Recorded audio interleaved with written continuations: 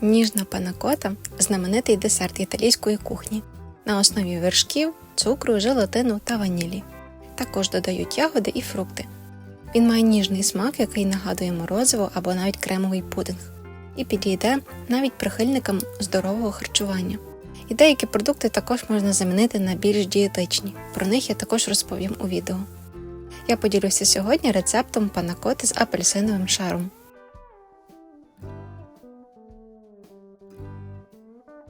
Замочую желатин згідно з інструкцією на упакуванні.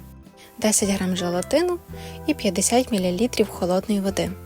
Залишаю набрякати його на 10 хвилин. Потім желатин потрібно буде розтопити на маленькому вогні або в мікрохвильовій маленькими імпульсами до повного розчинення.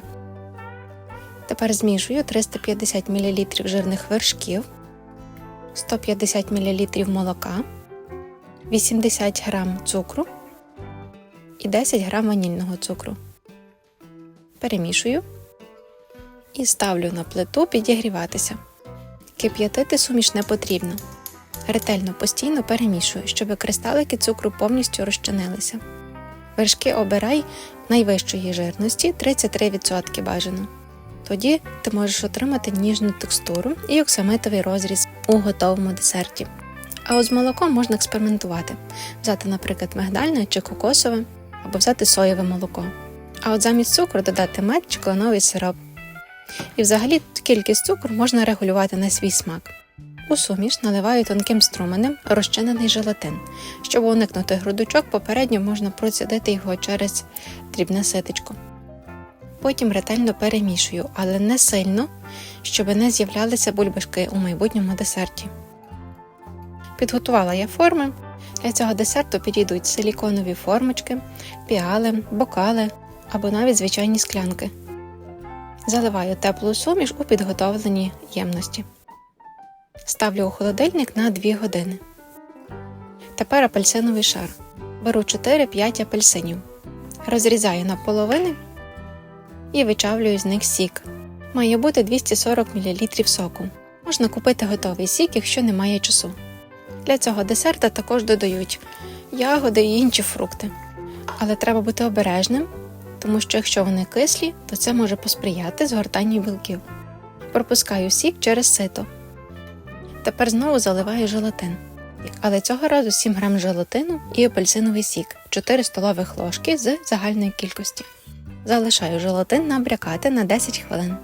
Потім так само розчиняю його до рідкого стану.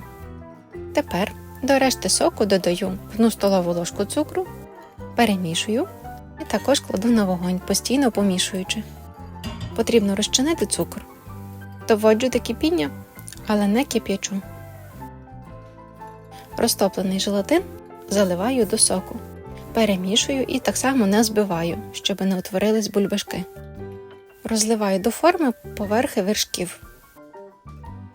Чекаю, поки усе охолоне, і кладу у холодильник на 3-4 години до повного остигання.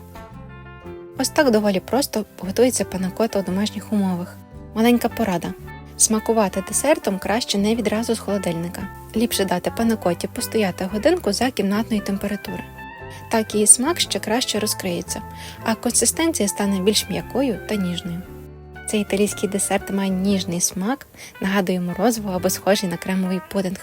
І підійде навіть прихильникам здорового харчування.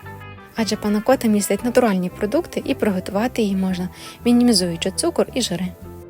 Пікантних ноток додатково можна додати соусами, малиновим, наприклад, шоколадним, карамельним, апельсиновим, а прикрасити зверху глазур'ю шоколаду, джемом або нарізаними свіжими фруктами. Це вже політ твоєї фантазії. Тож я чекаю на тебе у коментарях і бажаю тобі смачного!